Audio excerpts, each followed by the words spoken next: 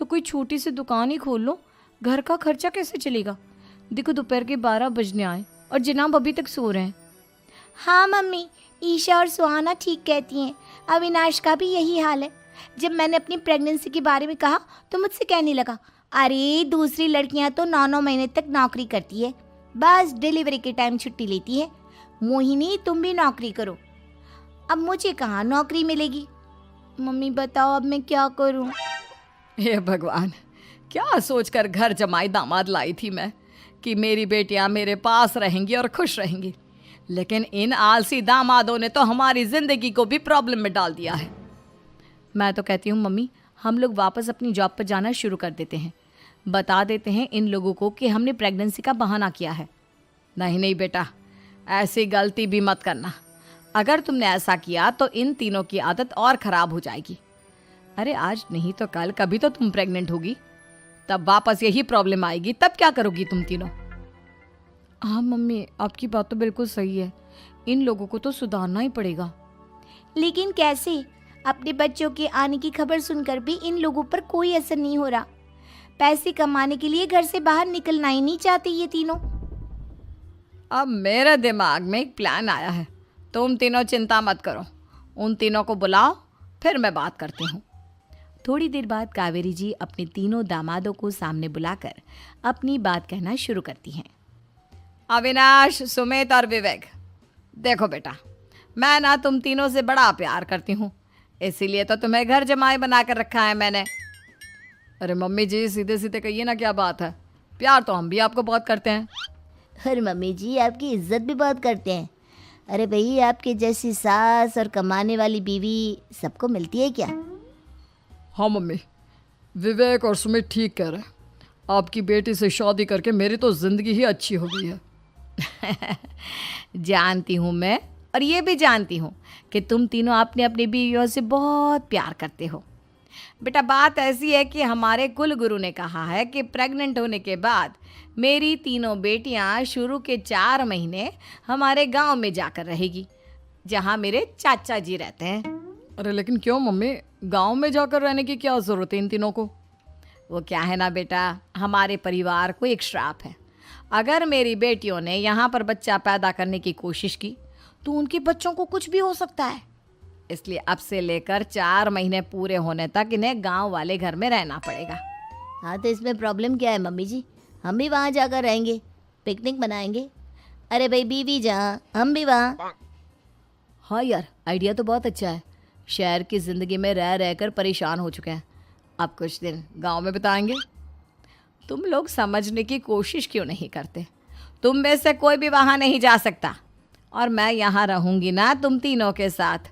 4 महीने की तो बात है, उसके बाद ये तीनों ही लौट कर आ जाएंगी। ठीक है मम्मी जी, अब हमारे बच्चों का सवाल है तो ये तो करना ही पड़ेगा। कावेरी अपनी तीनों बेटियों को कुछ दिन के लिए घर से बाहर कहीं दूसरे शहर में रहने के लिए भेज देती है। कुछ दिनों के बाद, अरे मम्मी जी, बहुत दिन से पिज्ज़ा नहीं खाया, मंगवाइए ना। क्या बताऊं बेटा, पहले तो बेटियां खर्चा दे देती थी क्योंकि उनकी नौकरी थी, लेकिन अब तो मेरे पास पैसे ही नहीं बचे। थोड़े बहुत पैसे हैं जो बच्चों की डिलीवरी में काम आएंगे। लेकिन मम्मी जी, आपकी बेटियों को वापस आने में तो अभी बहुत वक्त बाकी है। वही सोच सोच कर परेशान हो रही हूँ। सोच रही हूँ कल से दूध भी बंद करवा देती हूँ। अब दूध वाले को देने के लिए पैसे भी तो नहीं है ना। अरे नहीं नहीं मम्मी जी, अगर दूध भी बंद करवा दोगी तो मुझे चाय कहाँ से मिलेगी? और चाय के बिना मैं तो मर ही जाऊंगा। क्या करूं बेटा, इसके अलावा हमारे पास कोई ऑप्शन नहीं है। मेरे पास पैसे ही नहीं बचे।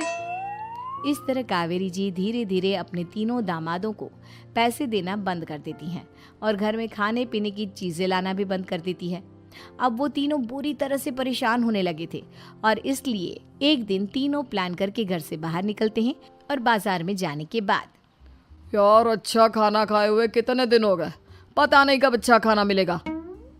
हमारी बीवियों के जाने के बाद तो हमारी हालत भिखारियों जैसी हो गई है यार। कुछ भी हो, मुझे तो आज पिज्ज़ा खाना ही खाना है। जेब में 1 रुपया नहीं है और पिज्ज़ा खाएगा, कहाँ से आएंगे पैसे? अरे देख, वहाँ सामने बोर्ड पर क्या लिखा हुआ है, कंप्यूटर पर काम करने के लिए एक आदमी की आवश्यकता है। भाई मैं तो जा रहा हूँ, काम करूँगा और शाम तक पैसे लाकर आराम से पिज्ज़ा खाऊंगा। जा जा, तुझे कोई काम नहीं देने वाला।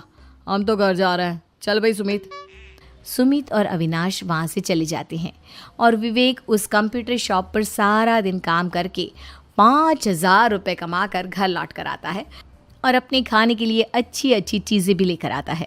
ये देखकर विवेक और सुमित के दिल में भी कुछ पैसे कमाने की इच्छा जागती है। अरे सुबह सुबह कहाँ चल दिए तुम? मम्मी जी, एक बहुत अच्छी जगह मिली है। कंप्यूटर पर काम करने के 5,000 मिले थे कल मुझे। अगर रोज़ काम करूँगा तो पूरे 40,000 की तनख्वाह। अरे वाह, ये तो बहुत अच्छी बात है दामाद जी, आपको जाना ही चाहिए। सुमित और अविनाश विवेक को इस तरह तरक्की करते देखकर परेशान हो जाते हैं और वो दोनों भी काम की तलाश में निकल पड़ते हैं। धीरे धीरे उन दोनों को भी काम मिल जाता है। अब कावेरी के तीनों दामाद छोटी मोटी नौकरी करके अच्छा पैसा कमाने लगे थे। एक दिन कावेरी उन्हें अपने पास बुलाती है। अरे वाह, विवेक 40,000 कमा लेता है, अविनाश 60,000 और सुमित तुम भी 40,000 के आसपास कमा ही लेते हो। कुल मिलाकर तुम अच्छे खासे पैसे कमा रहे हो बेटा।